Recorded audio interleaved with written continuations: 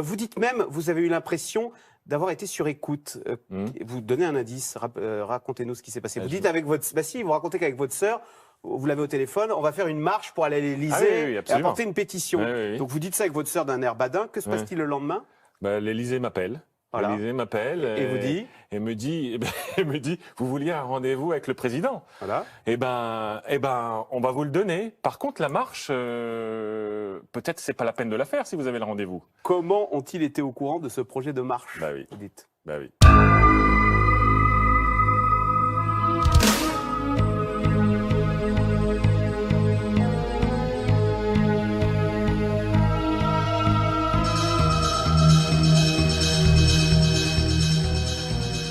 Même à un moment, vous dites vous devez aller aux États-Unis, Ouais. vous avez peur puisque vous pensez que les Américains sont dans le coup, qu'on vous fasse le coup du parapluie, mais finalement il ne s'est rien passé. Il ne s'est rien passé. C'est-à-dire qu'à un moment donné, mon fils fait un stage aux États-Unis et deux personnes assez haut placées, un proche des services secrets, un autre proche des politiques, on va dire, donc des gens plutôt la tête bien faite, pas des complotistes comme on pourrait le croire, me disent Ghislain ne va pas là-bas.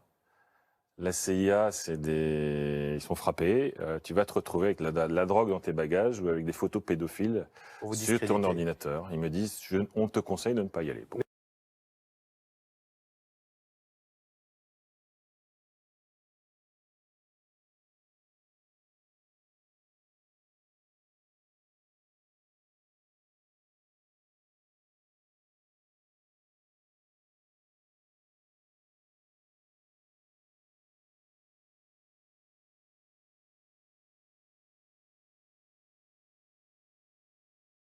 Ghislain Wattrelos, bonsoir. Bonsoir. Vous publiez un livre sur la plus grande, on peut dire, énigme de l'aviation. Ce livre s'intitule Vol MH370, une vie détournée. Il est édité chez Flammarion. Il s'agit de votre vie, puisque votre femme et deux de vos enfants étaient à bord de cet avion, de ce vol. Rappelez-nous d'abord, Ghislain Wattrelos, ce qui s'est passé ce 8 mars 2014. Cet avion décolle donc de Kuala Lumpur pour Pékin et il n'atterrira jamais à Pékin. Ouais. Cet avion décolle le vendredi soir de Kuala Lumpur, 239 personnes à bord. Il vole pendant 1 heure direction Pékin et à partir de là, blackout total, on ne sait pas ce qui s'est passé. Et globalement, 4 ans après, on ne sait toujours pas ce qui s'est passé. On n'a pas la moindre idée de ce qui s'est passé. Sauf que la Malaysian Airlines, vous dites, voilà, l'avion a disparu, il s'est volatilisé. C'est ce qui vous a été dit. Pourquoi vous refusez d'y croire, que cet avion a coulé en mer et voilà? Non, ce que je refuse de croire, la version officielle nous dit l'avion, après avoir coupé tous ses moyens de communication, a retraversé la Malaisie, donc a fait plusieurs fois il a mis cap à l'ouest, on va voir voilà, un petit montage. Il a mis cap à l'ouest et ensuite il a mis cap au sud. Et il est allé tomber dans l'eau à 2000 km de l'Australie. On nous dit officiellement, quand il a fait cap au sud, en fait, tout le monde était mort dans l'avion a été dépressurisé, l'avion était sous autopilote, et là, à un moment donné, il a plus de kérosène, donc il tombe dans l'eau. Donc voilà la version officielle. Moi, je n'y crois pas du tout.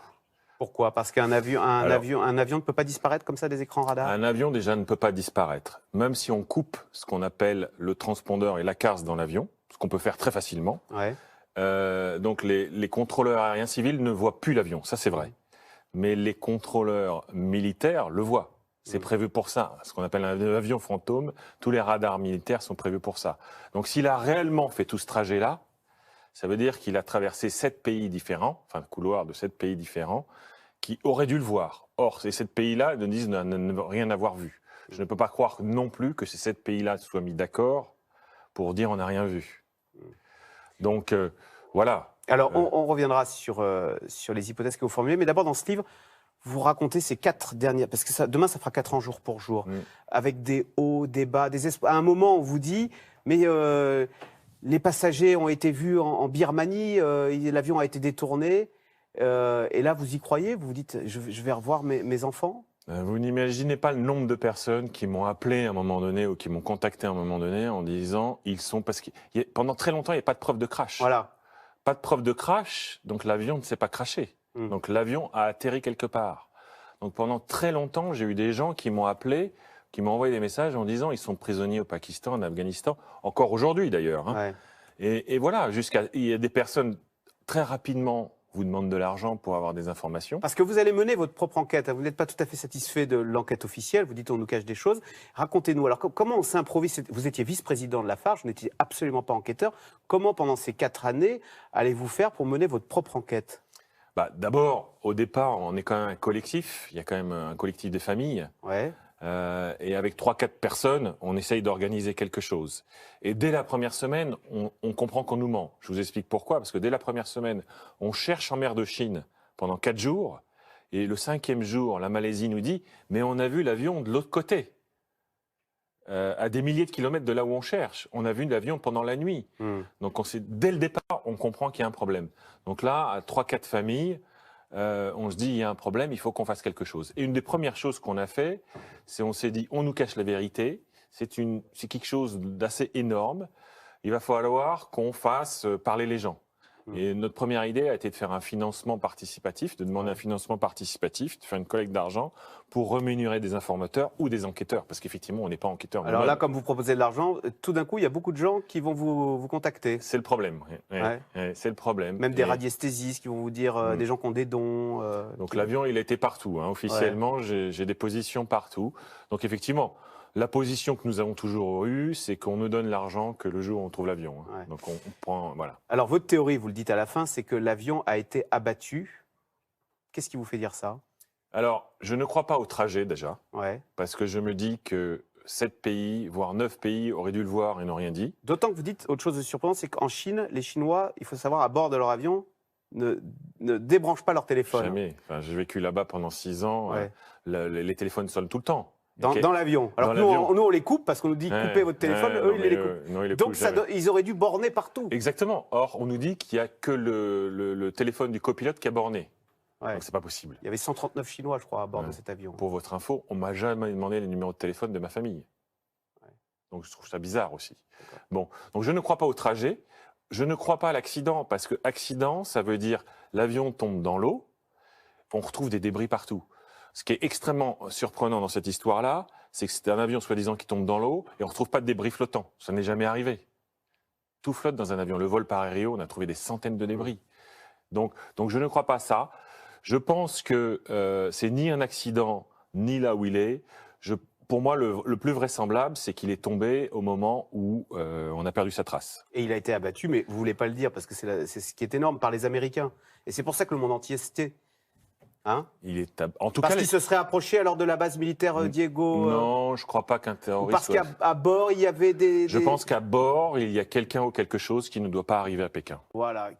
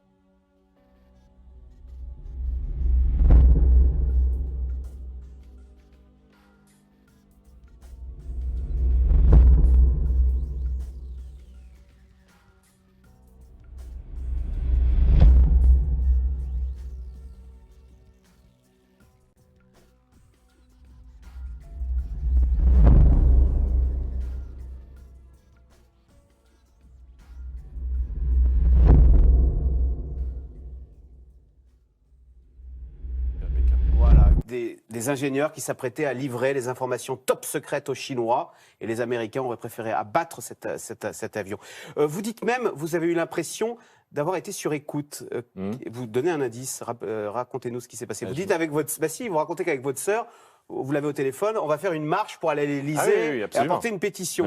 Donc vous dites ça avec votre sœur d'un air badin. Que se passe-t-il le lendemain? L'Élysée m'appelle. Voilà. L'Élysée m'appelle et me dit, vous vouliez un rendez-vous avec le président. Voilà.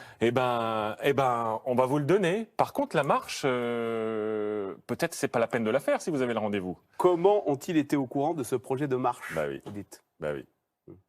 Vous flippez même à un moment. Vous dites vous devez aller aux États-Unis. Vous avez peur puisque vous pensez que les Américains sont dans le coup, qu'on vous fasse le coup du parapluie, mais finalement il s'est rien passé. Il s'est rien passé. C'est-à-dire qu'à un moment donné, mon fils fait un stage aux États-Unis.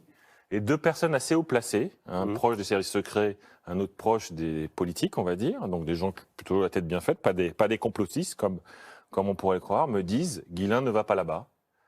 La CIA, ils sont frappés. Tu vas te retrouver avec la drogue dans tes bagages ou avec des photos pédophiles sur ton ordinateur. » Ils me disent « On te conseille de ne pas y aller. » J'y suis allé, il n'y a pas eu de problème. Mais... On ne vous accuse pas d'être complotiste et on peut le comprendre. Vous avez perdu votre femme et 2 enfants. On peut comprendre qu'on s'accroche dans ces cas-là d'abord à des espoirs et ensuite à des choses qu'on nous cache. Donc, vous pouvez le comprendre que... Oui, on m'accuse d'être complotiste. Mais c'est aussi pour ça que j'écris un livre. C'est que c'est difficile de raconter en 5 minutes tout ce que j'ai vécu et pourquoi je dis ce que j'ai dit aujourd'hui. Donc j'ai essayé d'écrire ce livre en disant, essayons d'être factuel, ce qui est compliqué, et puis les gens se feront leur propre idée. Les recherches ont repris. Il y a une société américaine d'ailleurs qui qui s'appelle Ocean Infinity. Vous avez des nouvelles Alors on reçoit des nouvelles toutes les semaines. Toutes les semaines, on reçoit un rapport. Aujourd'hui, ça nous dit j'ai fait tant de kilomètres carrés et j'ai rien trouvé. Donc voilà. Toutes les semaines, on reçoit un rapport, effectivement. Moi, je suis ravi que les recherches soient reparties, parce que ça fait 1 an qu'on se bat pour que ça reparte. De toute façon, malheureusement, vous n'avez plus aucun espoir parce que des débris ont été retrouvés. Et ça, c'est officiel, sur l'île de la Réunion. Voilà. Vous êtes sûr, là, pour le coup, parce que plusieurs fois, des débris auront été retrouvés, puis ça n'aura pas été des débris du vol MH370. Je ne suis pas sûr à 100% de ces débris. On n'est pas sûr à 100%. Non. Pourquoi? Parce que la preuve qui nous est donnée, qui relie ce débris typiquement à cet avion, c'est globalement un papier écrit à la main qui relie un sous-traitant de Boeing, et c'est écrit à la main et globalement une commande de Malaysian Airlines. Je trouve que chez Boeing, la traçabilité écrite à la main... Et pour voir le mystère, donc vous avez rencontré François Hollande, qui vous dit « mais non, mais je ne sais rien ». Et François Hollande ajoute « mais peut-être ne me dit-on pas tout ». Voilà. Bah écoutez, c'est passionnant, c'est style comme un roman, ça raconte surtout ces 4 années très dures pour vous. Donc Guilain Vattrelot, auteur de Vol MH370, une vie détournée, c'est chez Flammarion. Merci beaucoup.